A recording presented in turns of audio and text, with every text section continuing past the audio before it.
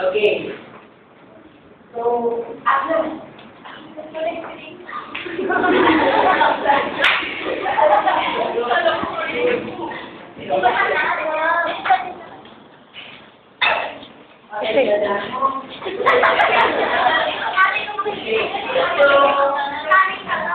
So, first of all, we have to babaylan.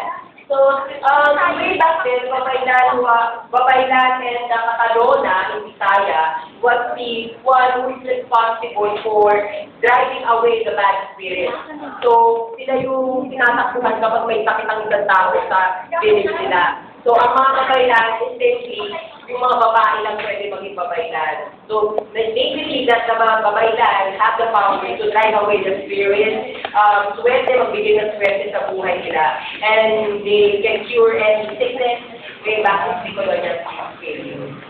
So, yan, sa babaylan. So, ganyan ang itsura nila.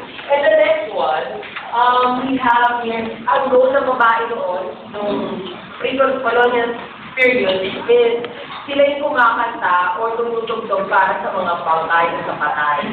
Because they believe that the woman with yung mga babot sa mga babae noon eh maganda. And so, it would make the death of a person peaceful. And the next one is the princess or mga naniniwala ang mga what you call it, myths about princess or luha. This is for luha, guys.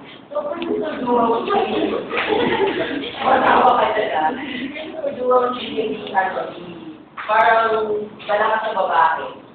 And meron na kayong nilalang yun na princess or luha. So that was the role of people men on pre-colonial period.